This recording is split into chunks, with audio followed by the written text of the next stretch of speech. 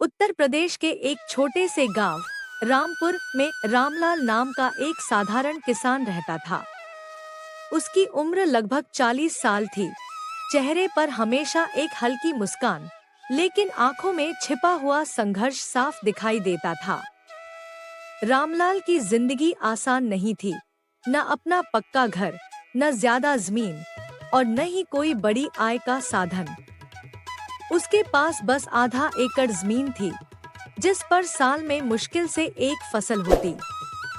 पत्नी सुनीता, जो घर के सारे काम संभालती थी, और 2 बच्चे, 10 साल का अमन और 8 साल की सीमा, उसकी दुनिया थे।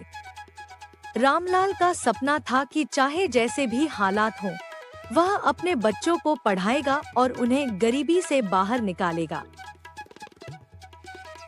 एक साल बारिश कम हुई, खेत सूख गए, फसल आधी भी नहीं उगी।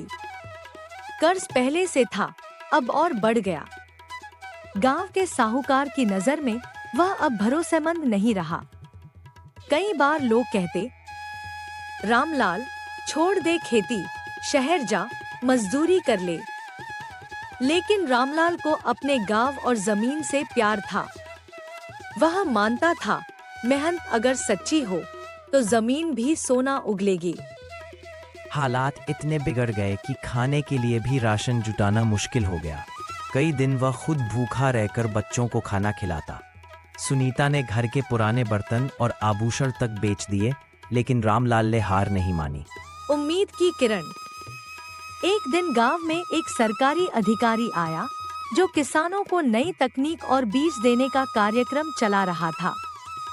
उसने बताया कि ड्रिप इरिगेशन से कम पानी में भी फसल हो सकती है और सब्जियों की खेती में ज्यादा मुनाफा है।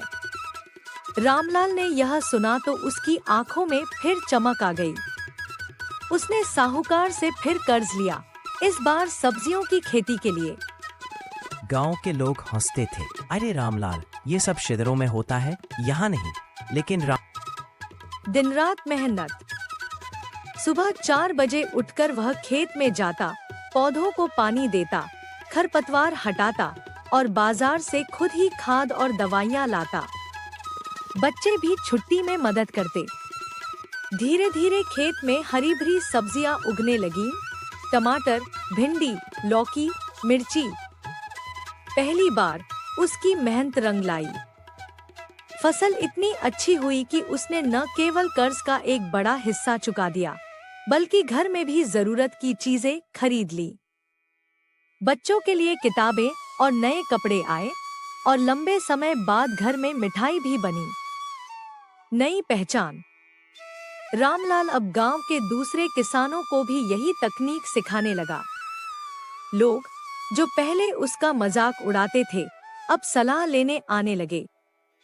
साहूकार भी अब उसे इज्जत से देखता था। एक दिन अमन ने स्कूल में एक भाषण दिया। मेरे पापा ने मुझे सिखाया कि गरीबी कोई अभिशाप नहीं, बस मेहनत और सही सोच से हर मुश्किल जीती जा सकती है। उसकी यह बात सुनकर रामलाल की आंखों में गर्व के आंसू आ गए। रामलाल की कहानी यह बताती है कि हालात चाहे कितने भी कठिन क्यों न हो, मेहनत, धैर्य और सही दिशा से कोई भी इंसान अपने जीवन को बदल सकता है।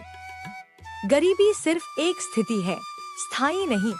अगर इरादा पक्का हो तो कुछ भी हासिल किया जा सकता है। दोस्तों, इस प्रकार का वीडियो देखने के लिए हमारे चैनल को लाइक और सब्सक्राइब जरूर करें और वीडियो देखकर मजे ले। गांव के किनारे श्याम नाम का एक किसान रहता था। उसका छोटा सा परिवार था, पत्नी मंजू और 2 बेटे, मोहन और सोहन। रामलाल दिन रात खेत में मेहनत करता, मानो धरती उसकी माँ हो और वह उसका सबसे आज्ञाकारी बेटा। उस साल उसने बड़े अरमानों से गेहूं और सरसों बोई थी।